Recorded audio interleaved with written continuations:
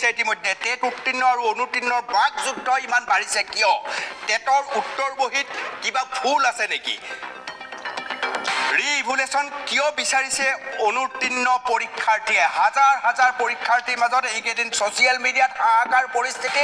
টেটৰ যিসকল উত্তীৰ্ণ হৈছে তেওঁলোক আৰু অনুত্তীৰ্ণসকলৰ মাজত এক প্ৰকাৰ বাকযুদ্ধ হৈছে ৰিভুলেশ্যনৰ কথা প্ৰসংগ উত্থাপন কৰা হৈছে পৰীক্ষণৰ কথা কোৱা হৈছে পৰীক্ষা পুনৰীক্ষণৰ কথা কোৱা হৈছে সেৱাক দোষাৰোপ কৰা হৈছে সেৱাৰ সন্মুখত আন্দোলন পৰ্যন্ত ইতিমধ্যে সংঘটিত হৈছে টেটক লৈ পেলাই শেহতীয়াকৈ এই ধৰণৰ হাহাকাৰ পৰিস্থিতি কিয় হৈছে এটা ফোন লাইন খুলি দিছোঁ আপোনালোকৰ সন্মুখত আপোনালোকে এই সম্পৰ্কত আপোনালোকৰ মনৰ কথা ক'ব পাৰে তাৰ পূৰ্বে ইতিমধ্যে ইউটিউবকে কেন্দ্ৰ কৰি সকলোতে এই ধৰণৰ হাহাকাৰ পৰিস্থিতি সৃষ্টি হৈছে এই বুলিও উত্থাপন হৈছে যে কিছু লোকে অভিযোগ কৰিছে যে উত্তৰ শুদ্ধ লিখিছে কিন্তু তাৰ পিছতো উত্তৰ ভুল বুলি অনুত্তীৰ্ণ কৰা হৈছে এই ধৰণৰ বিশেষ অভিযোগ ইতিমধ্যে আহিছে অনুত্তীৰ্ণসকলৰ ফালৰ পৰা আৰু সেৱাত এই সম্পৰ্কে প্ৰতিবাদ হৈছে আৰু প্ৰতিবাদ মুখ্যমন্ত্ৰী পৰ্যন্তলৈকে গৈছে ভিন্ন ধৰণৰ কথা তেওঁলোকে তাৰ মাজত ক'ব বিচাৰিছে মই এই সম্পৰ্কীয়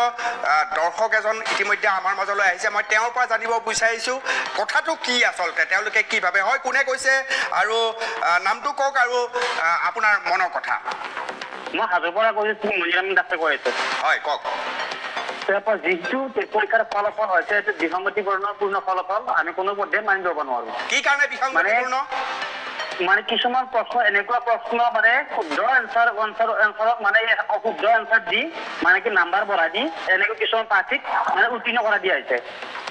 যেনে এক্সাম্পল আছে মানে দুটা বিন্দুৰ মাজেৰে কেইডাল সৰলৰেখা টানিব পাৰি মানে তাৰে তিনিডাল দিছে তাৰে তিনিডাল দি শুদ্ধতা দি নাম্বাৰটো দি দিছে এনেকুৱা কিছুমান এক্সাম্পল আছে নিশ্চয় বহুত বহুত ধন্যবাদ এই সম্পৰ্কীয় এটা ইউটিউবত ইতিমধ্যে খবৰ বাগৰিছে ছ'চিয়েল মিডিয়াত খবৰ বাগৰিছে প্ৰশ্ন কাকতৰ কি ভুল আছে আমি ফোন লৈ থাকিম ভাস্বতী আমাৰ লগত লাইনত বুট কৰোঁ আছে তেওঁৰ সৈতেও কথা পাতিম কিন্তু কি ভুল কেনেকৈ ভুল সেই সম্পৰ্কীয় তথ্য বহু ছ'চিয়েল মিডিয়াত প্ৰকাশ পাইছে চাওক এয়া দৃশ্য কথাটো মানে এনেকুৱা হৈছে প্ৰথমতে বিষয়বস্তুটো গম পোৱা নাছিলোঁ আঁতৰিয়ে আছিলোঁ কিছুমান আজিকালি ভাল নলগা হ'ল কিন্তু যেতিয়া সেই বিষয়টো গম পালোঁ হতভম্ব হৈ পৰিলোঁ যে কি হৈছে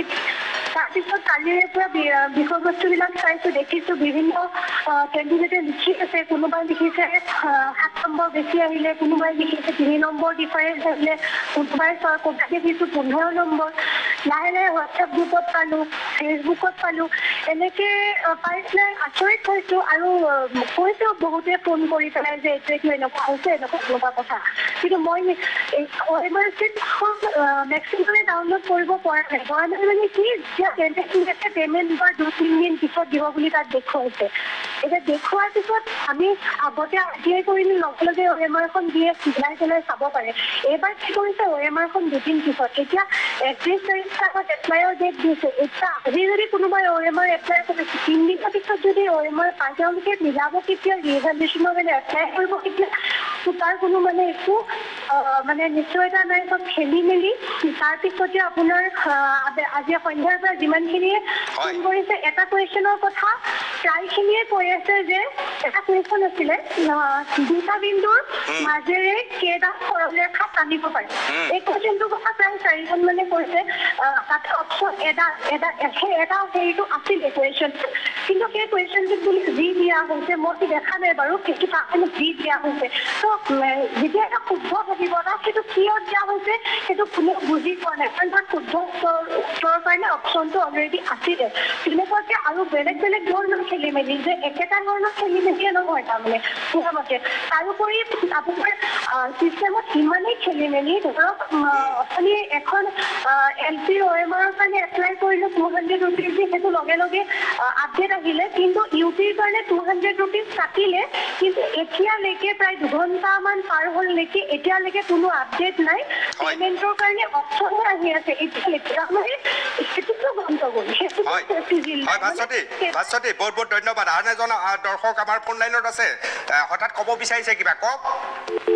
হেল্ল' হয় কওক হেল্ল' কৈ যাওক হয়, নমস্কাৰ। মই সুশান্ত কুমাৰ নাথ। মই ক'ব বিচাৰিছিলোঁ যে চৰকাৰখনে বিগত এতিয়া 2021 বৰ্ষত যোনটো টেট পৰীক্ষা অনুষ্ঠিত কৰি গ'ল, সেই পৰীক্ষাটো সম্পূৰ্ণ বিসংগতি আৰু বেমেজালিৰ মাজেৰে অনুষ্ঠিত হৈছে। কিয়নো পৰীক্ষাটো অনুষ্ঠিত হোৱা দিনাই প্ৰশ্ন কাকত ফাদিল কৰা এটা বিষয় উত্থাপন হৈছিল সভাপতিয়ে। এই ঘটনাটো সন্দৰ্ভত দায়সাৰা মন্তব্য প্ৰদান কৰিছিল আমাৰ শিক্ষামন্ত্ৰীজনে। তেওঁ ক'ব বিচাৰিছিল যে কোনোবা এজন পৰীক্ষাৰ্থীয়ে পেপাৰখন ফটো মাৰি লৈ আহিছিল। মই শিক্ষামন্ত্ৰী মহোদয়ে প্ৰশ্ন কৰিব বিচাৰিছো, এই শিক্ষামন্ত্ৰীজনে যেনেদৰে কৈছে পৰীক্ষাৰ্থীজনে ফটো মাৰিবলৈ কেমেৰা পালে ক'ৰ পৰা বা মোবাইল ফোন পালে ক'ৰ পৰা, যিহেতু পৰীক্ষা কেন্দ্ৰত মোবাইল ফোন বা কেমেৰা গোটেইখিনি তাত বন্ধ থাকে, গতিকে পৰীক্ষাৰ্থীজনে পেপাৰখন ফটো মাৰিবলৈ পালে ক'ৰ পৰা, নাম্বাৰ 1। নাম্বাৰ 2, মই মোৰ যোনখন মই নিজে টেট পৰীক্ষাৰ্থী, মই য'ত অ'এমআৰচিত মই ঠিক কৰিছিলোঁ, মই 50টা প্ৰশ্নই মই কোনটো প্ৰশ্ন 3 নম্বৰটো ঠিক কৰিছিলোঁ, মই মোৰ এডমিটখনৰ বেক চাইডে লিখি লৈ আহিছিলোঁ। আৰু যেতিয়া মই অ'এমআৰচিটো চাইছোঁ, মই নিজে চাইছোঁ, তাত মোৰ প্ৰায় 10ৰ পৰা 15টা কুৱেশ্যন মোৰ তাত লগত মিল নাই। সম্পূৰ্ণটো এডিটিং কৰা এটা অ'এমআৰচিত মই চাইছোঁ। ইয়াত কোনো চিৰিয়েল নাম্বাৰ নাই, ইয়াত মোৰ যেনেধৰণে মই লিখিছিলোঁ তাত মোৰ মিল নাই। গতিকে মই ক'ব বিচাৰিছোঁ যে এই যোনটো ৰিজাল্ট দিলে এবাৰ তাত অসম চৰকাৰে, এই ৰিজাল্টটোত বহুতেই বিসংগতি আছে। হাজাৰ হাজাৰ জীৱনৰ ওপৰত মাধমাৰ দিছে, নিশ্চয় জীৱন ধ্বংস নিশ্চয় কৰিছে। মই আকৌ কথা পাতিম। হয় টেটৰ বহুত পৰীক্ষা